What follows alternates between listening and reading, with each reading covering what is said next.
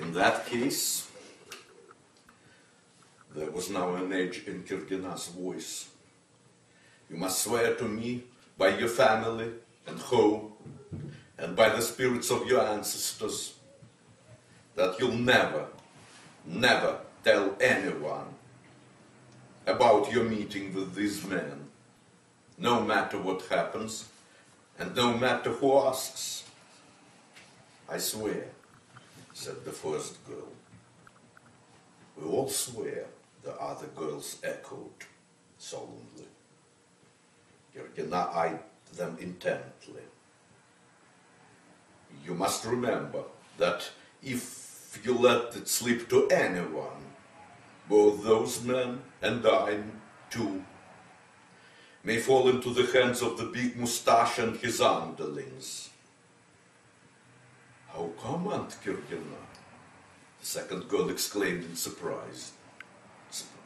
Aren't they prospectors sent here by the authorities?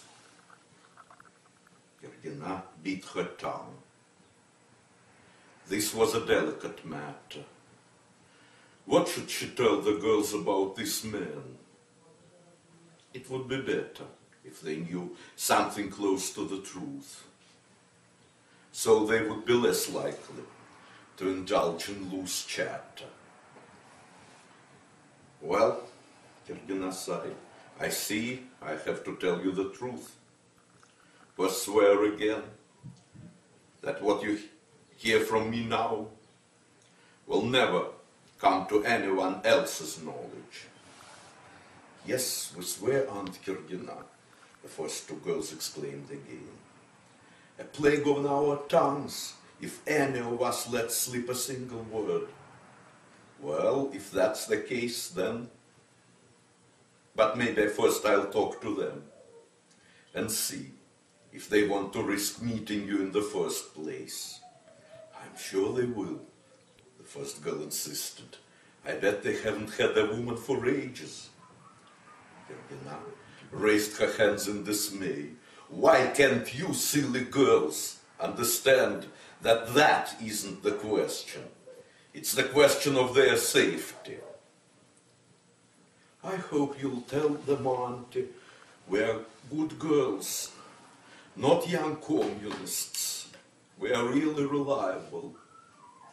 The second girl pleaded. Kirgina paused. Okay then, stay here and I'll go and see them. But remember, don't you ever think on spying on me again, or you'll be kicked out of my Yaranga for good. Never, Auntie, never. The first girl reassured her. We'll do exactly what you tell us. Would very well. Kirgina agreed. I'll be back in a while and tell you what the men say. With that, she whistled to one of her dogs, mounted a reindeer, and rode off.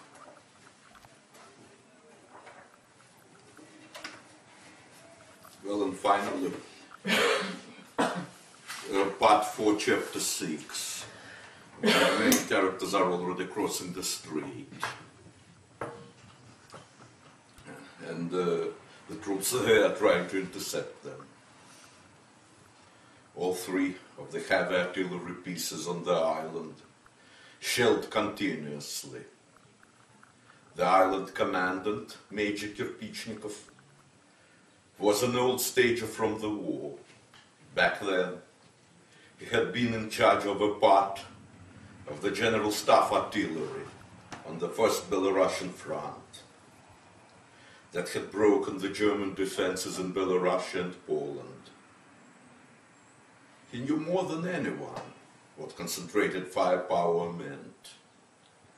A well-aimed barrage would destroy the vast majority of enemy personnel and equipment.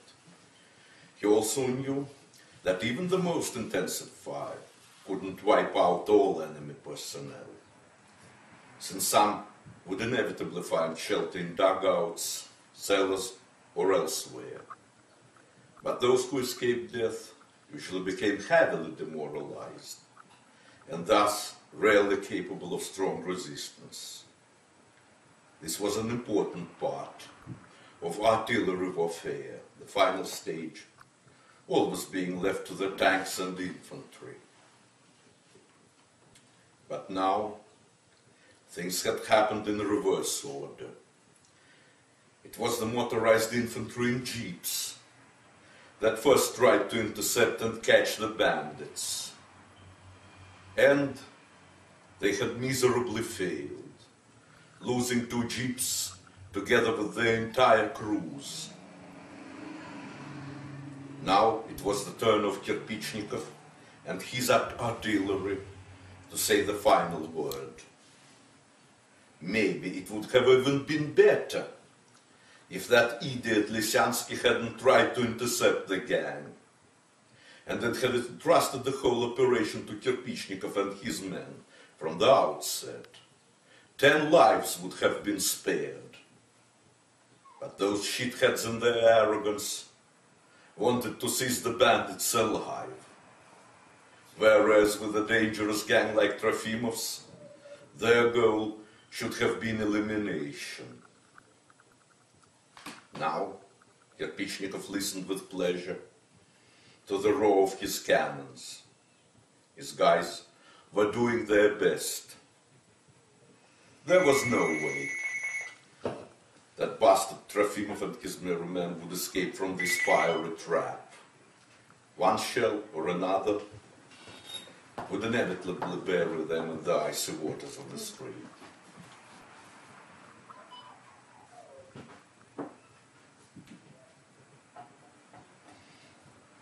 Trofimov, Bondarenko and Yatta sheltered in a narrow corridor between the ice hills, with shells exploding all around them. "Looks like this fucking barrage is never gonna end," Bondarenko said. At that moment, a shell hit the ice not far in front of them, blowing a huge hole in the ice crust. Drops of freezing water hit them in the face, burning their skin like hot resin. It was obvious that the troops on Ratmanov Island had more than enough ammunition to maintain this barrage for days, and that was probably what they meant to do. If Trofimov and his comrades remained where they were, sooner or later one of those shells would score a direct hit and finish them off. "If we sit here, we are doomed," he said. "We've got to get out of their range." "But how can we?" Yatta said. "We'll get hit as soon as we stand up on our feet." "We'll crawl," said Trofimov. "You are right," Bondarenko said. "There's nothing else we can do. Do we leave our stuff?" Trofimov looked at what was left of their luggage: scattered poles, tools, and shreds of bloody reindeer flesh. One sled was intact. "Pack some of the stuff in skin bags and pull it behind us. It'll be hard going, but there's no other way." "Yeah," said Yatta, "we can try that." They gathered up what was left of their belongings, including an axe and 2 knives. Bondarenko came across some of the tent poles. "What about the poles?" "By all means," Trofimov said. "They could come in handy. Tie them separately, along with the skis." Their packing completed, they set off crawling along the narrow ice corridor, but soon found themselves facing a shell hole that covered the width of the passage. "Go round," Trofimov ordered. They crawled their way through to another defile between the ice ridges, only to meet another crater in the ice, and then another. Before they could detour, a shell exploded almost in front of them, breaking yet another hole. "The poles," Trofimov shouted. "Make a bridge." "Well, that's it,"